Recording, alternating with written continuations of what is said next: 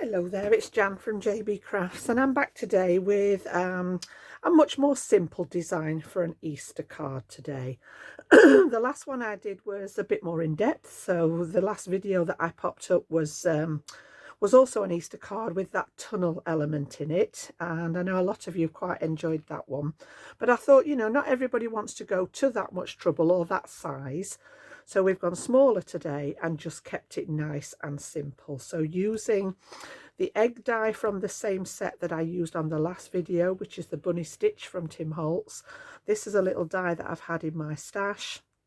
A little bit of stamping, really nice and straightforward. And I've just used some scraps to create the little Easter eggs in, you know, sort of rainbow sort of order, really. Not got the orange in there, but it was only 5 that fit on, so I've just picked out ones that sort of went together.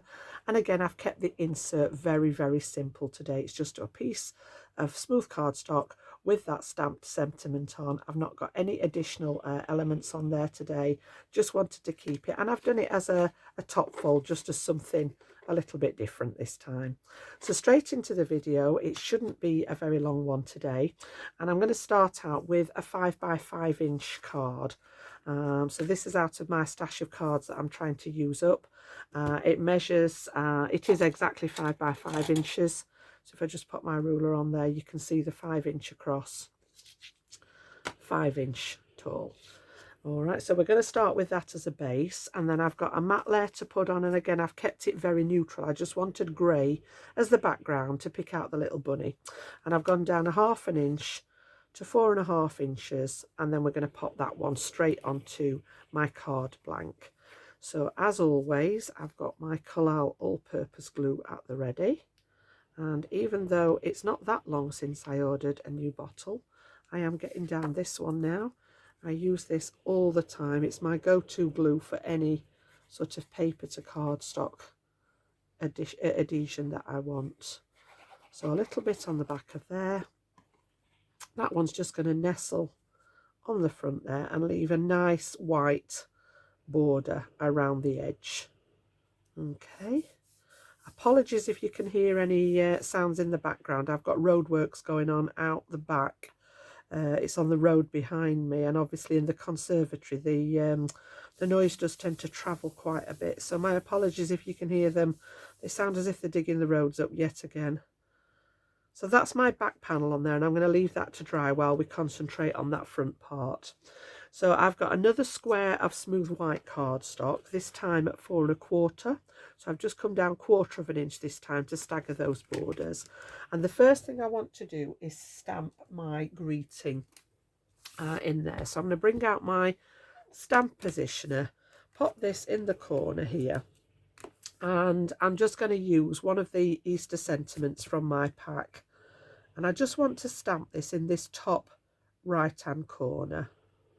So we'll just make sure that that's looking straight. I'm happy with that. And I'm going to go with my black VersaFine Clair ink. It's a nice bold black ink.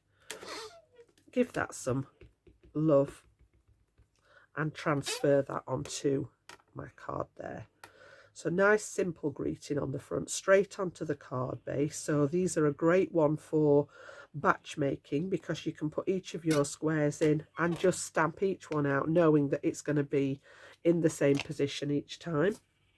And then all I'm going to do is just give that quick wipe over with my cloth, and it's good to go. So we'll pop that one away, and we've got our little stamped panel to work with, and then we're going to decorate on here. So the first thing that I wanted to do was pop this little fence in, just for Bunny to sit on, to give him some positioning so that he didn't look as if he was floating about.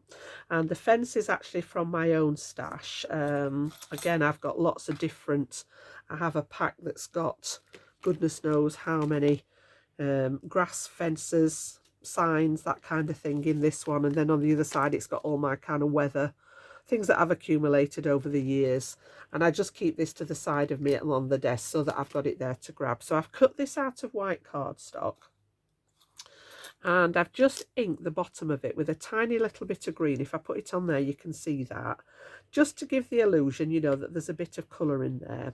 Now, when I popped this onto here, it looked a little bit sort of lost. Again, it needed grounding. So all I've done is cut a strip of that same white cardstock. It was just a piece that was left when I'd cut this out. And I'm going to pop this across here as sort of to break up the design. So again, I want everything flat on there, and this one measures 4 1/4 by just 3/4 of an inch. I just wanted a little bit of something to break up the design. You could pop a piece of ribbon round here or a piece of washi tape, something like that. It was just something to take, again, because I've got that vertical design here, I wanted something to just break it up. So I'm going to try and get it around about the same height as what I did on this one. It's only just eyeballing it there, and that's going to go from side to side, and I think that looks okay like that. So I've got about the same distance, about 3/4 of an inch at the bottom there, and then my little fence I'm going to stick down on top. So I'm going to bring in my embellishment glue, my acrylic glue for this, just because it's got the fine tip applicator on, and it's easier to get that direction with the glue. The all-purpose, the nozzle on the all-purpose, it can come out quite quick. So yeah, this one, and it dries, the acrylic dries a little bit quicker. So when I'm doing small embellishments like this, why I tend to refer to it as my sort of embellishment glue. Little bit of that on there, and then I want this to come right up to this edge and about sort of halfway across there, like that. And that's just anchored that in space then. And then I've got my Easter eggs at the ready. So I've done pink, orange, green, blue and purple. And these are done, as I say, with the dies from that Bunny Stitch set there. And then you also get the die with all the little crosses in here. And I've popped these on. I just like this stitched effect. And then my little bunny die, as I say, is one that I've had a while. And I've cut him out a couple of times in some grey card there with a little stitch. And he's going to sit on the shelf. On the fence is the word that I was looking for. Okay. Right, so let's have a look then. Let's get him in position first. We know where he's going to go. So I've cut him in white, and then I've cut the grey, and I've just put a little tiny bit of ink around the edge, and then I've got some foam pads behind him just to raise the middle. I'm going to put a little bit of glue on the end of his feet here, just so that we can anchor those and they're not going to get caught on anything. And then I'm going to sit him as if he's sort of sat on the edge of the fence there. So he's got a little bit of grey ink around him just to give him some sort of dimension. And then I don't know whether you can see on there, my pink marker, I've just given him some little rosy cheeks there just to give him that cute factor. And then the eggs, we're just going to layer these overlapping each other.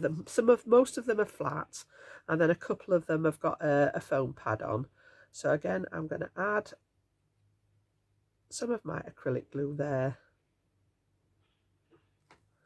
And then this one's going to go right in the middle. So I'm going to have this one. I'm going to follow the design that I did on the first one. And I'm going to go sort of round about there, I think, with that one. And then we're going to take the yellow one and pop that one on next.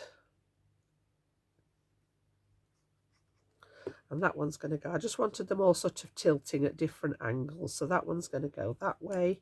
And then because we've built up a few layers, I've popped a foam pad just under the top, on the top of the pink one, because we've got a couple of layers there. Just need to get the back off that. There we go. And then this one is going to go right at the top. So we want a bit of glue where it's going to attach to the yellow one. And then I want to turn this one again so that it's, I'm not too worried if it's popped off the top there. I like it when it sort of goes into the border. This will go over the edge of the grey border that we created on the card. And then I'm going to do the purple one flat right at the bottom. And then the blue one has got a couple of foam pads on to lift that one up at the top as well. So like I said, nice and quick. I know not everybody wants to go into lots of detail with the cards. I know some of you prefer that more clean and simple look. I don't know whether this one would actually work as clean and simple. It does have a fair bit of white space. It's not my forte. I'm very much a throw everything at a card kind of girl. So sometimes I have to force myself to stop and leave them a bit more simple. But I just wanted, you know, something that was very, very different to the one that I did last time, because that one did have a lot more detail, a lot more time, a lot more sort of technique in, so that you'd got a combination of a really nice simple one or a more advanced one if that's what you wanted to have a go at for your Easter design. So I'm going to pop that one in the middle there, and you can see we've got that built up now. Looks really good. So I'm happy with that. Let's move that one back out of the way a minute. Bring back the card. And then all I'm going to do is go back to my all-purpose glue. Put the lid on that one. And then cover the back of this one. And we're pretty much good to go.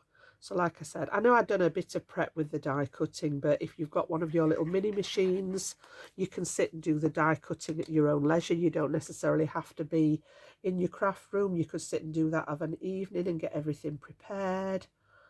So I'm just going to pop that down on here. And as I say, I like these sort of different, we've got a 1/4 of an inch border and then an 1/8 of an inch showing on the grey. And just get that in place. So really nice, sweet little Easter card. Nice and I think it probably does qualify for clean and simple. There's a lot of white space on there, which is one of the main ingredients of a clean and simple card. And as I say, I've done it as a top fold just for a change, rather than, but it could just as easily be on a book fold, and you could just as easily, you know, alter that design. You could add in the orange egg, lengthen this a little bit. You could go for your A2 size for the States. It could go into a 5x7. So yeah, lots of different ways of doing it. And then as always, just to finish off, I had a rummage through my pearl stash, which is, you know, abundant, and I've just picked one of each colour to match: the lilac, blue, green, yellow and the pink there, just to finish off.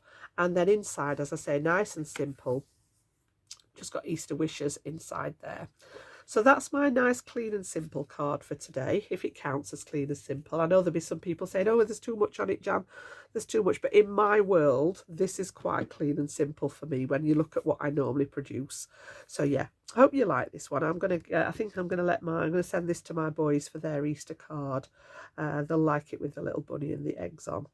So yeah, that's my clean and simple design for today.